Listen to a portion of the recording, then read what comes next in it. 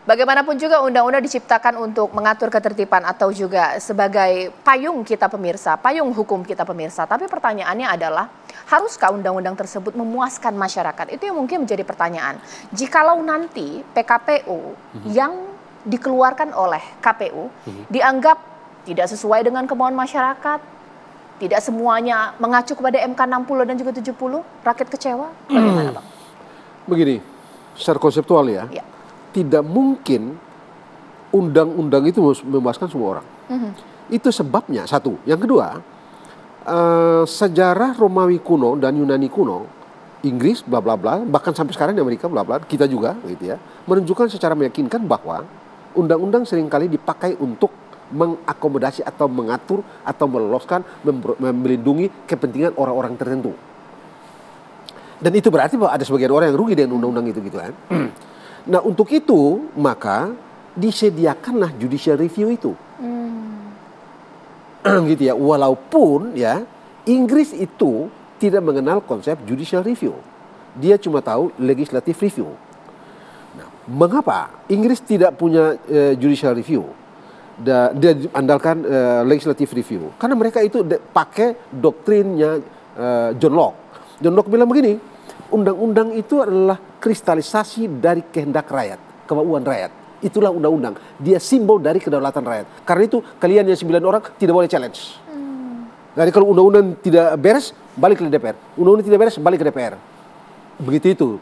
Nah, tapi di tempat lain, Amerika Serikat dan kita, Austria, sebelum itu sebenarnya Swiss, itu 1894, lalu mulai di Austria itu 1919, konkretnya pada 1920. Nah, tidak lagi. Mulailah muncul konsep judicial review dengan court yang berbeda. Kalau di Amerika Serikat ada judicial review tapi courtnya satu, Mahkamah Agung kayak kita tuh. Jadi semuanya review itu semua masuk di Mahkamah Agung. Kalau kita kan court berbeda nih. Kita ini ikuti Kelsen gitu. Nah, yang tadi begini. Karena kita sediakan judicial review, itu dengan sendirinya menunjukkan bahwa undang-undang tidak mungkin memuaskan semua orang. Nah, kalau Anda rugi, Anda challenge di situ. Anda rugi, Anda challenge melalui judicial review yang paling gampang.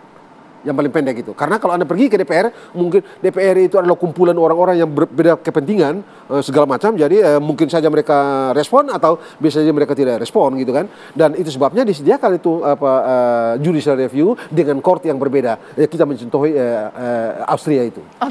Saya juga beberapa hari yang lalu saya juga sempat berbincang dengan Mas Ahmad Badloi ya. Yang penting kita akan sahkan gitu revisi undang-undang. Kalau nggak setuju, gugat. Ya, tapi emang kayak gitu formatnya.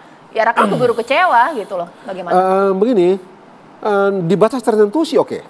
Masalahnya adalah, itu tadi saya bilang gitu kan.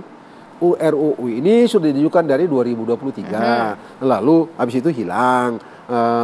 Hilang, diam. Pas ada putusan ini, sehari besoknya dibahas. Orang memang pasti mencurigai. Dan saya sih lupa, saya tidak mau peduli dengan kecurigaan orang itu. Yang saya lihat sebagai orang yang belajar hukum, ini tampak bermasalah dari segi prosedur. Mengapa saya konsisten pada prosedur atau saya andalkan prosedur? Oleh karena negara hukum menjadikan prosedur sebagai cara untuk memastikan bahwa prinsip-prinsip itu, prinsip-prinsip negara hukum itu, dan atau pembuatan undang-undang itu tidak dilakukan sesuka-sukanya. Baik. Begitu loh. Karena gini, masyarakat seberapa besar sih punya kepentingan untuk siapa yang mencalonkan, siapa yang memenangi kontestasi pilkada? Ada yang mengatakan tidak terlalu berefek langsung juga. Yang membuat masyarakat marah itu adalah ketika undang-undang dijadikan alat untuk menyingkirkan satu kelompok tertentu, memuluskan kelompok tertentu, meluluskan orang tertentu. Itu yang jadi problematika, Bang. Begini, saya tidak dapat mengatakan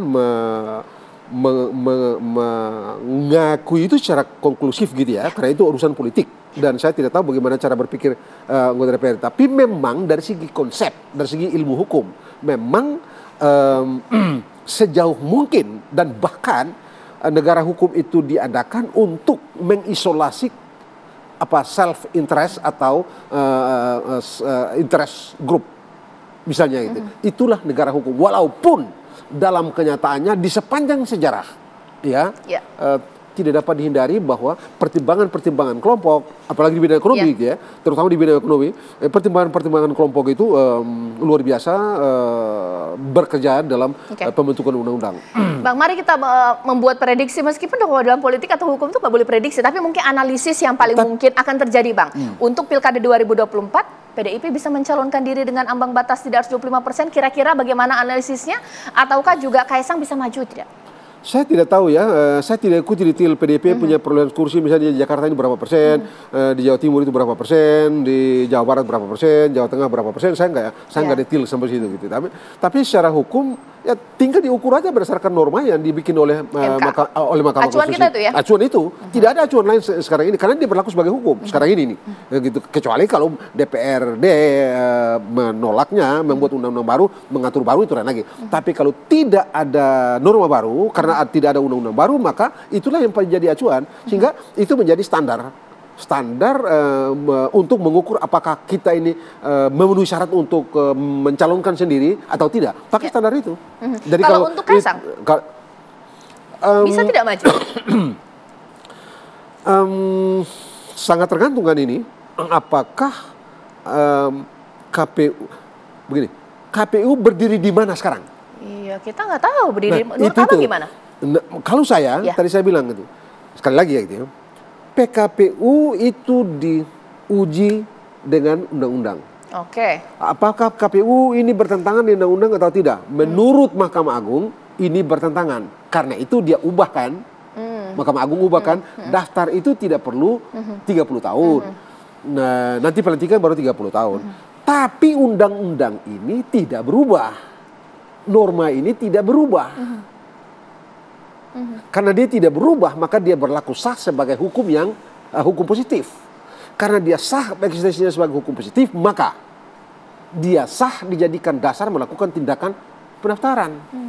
Di titik itu, saya berpendapat KPU tepat menggunakan pasal dalam undang-undang itu sebagai dasar pelaksanaan pendaftaran ini. Boleh senang, mau tidak senang. Begitu ya. Mengapa? Karena pasal ini tidak dinyatakan inkonstitusional. Karena tidak diuji. Karena itu dia sah berlaku sebagai hukum. Karena dia sah berlaku sebagai hukum, maka dia sah dijadikan sebagai rujukan untuk melakukan tindakan hukum. Betul, PKPU yang mengatur syarat pendaftaran yang sebenarnya turunan dari pasal di dalam undang-undang itu sebenarnya begitu ya, tetapi Mahkamah Agung mengatakan itu, Mahkamah Agung mengatakan betul, PKPU itulah turunan dari pasal yang ada di dalam undang-undang. Tetapi pasal yang jadikan rujukan itu, yang diturunkan itu tidak diuji. Jadi kan 30 tahun yang ada di dalam PKPU itu dengan 30 tahun yang ada dalam undang-undang itu dari segi hukum. Ini dua bentuk hukum yang berbeda. PKPU itu bentuk hukum, betul bentuk hukum tertulis, ini bentuk hukum tertulis, tapi ini tingkatannya lebih rendah. Ini tidak pernah dinyatakan tidak konstitusional. Karena dia tidak pernah dinyatakan secara official, secara judicial tidak konstitusional, maka dia secara hukum tetap berstatus, berkualitas, valid sebagai hukum. Nah, karena dia valid sebagai hukum, maka dia secara hukum sah digunakan sebagai dasar untuk melakukan tindakan hukum. Tapi Bang Margarito ini punya pandangan yang sedikit berbeda juga ya, dari pakar hukum tata negara lainnya yang lebih pro kepada sudut pandang MK ini. Kok berani, Bang? Begini, tadi saya bilang gitu kan, saya itu orang yang berpendapat bahwa hukum dalam setiap putusan itu ada di amar putusan, bukan di pertimbangan. Tapi tadi saya bilang kan, andai kata yang usia 30 tahun itu tidak ada di amar, melainkan cuma ada di putusan, di pertimbangan. Katakanlah seperti itu. Masalahnya adalah di undang-undang tidak dinyatakan inkonstitusional. Syarat usia 30 tahun itu di undang-undang tidak dinyatakan inkonstitusional. Jadi syarat usia yang 30 tahun itu secara konstitusional dia valid sebagai hukum yang positif berlaku. Oleh karena dia valid sebagai hukum yang positif berlaku, maka dia sah dijadikan dasar tindakan hukum. Oke. Sesaat lagi ini nanti pasti akan sayang sekali jika Anda lewatkan, seorang pakar hukum tata negara, Bang Margarito Kamis akan melihat lantas beberapa hari ke depan ini seperti apa. Karena ini tengah waktunya sebentar lagi pemirsa. Pendaftaran untuk calon-calon yang akan berlaga di Pilkada 2024. One on one kembali untuk Anda sesaat lagi.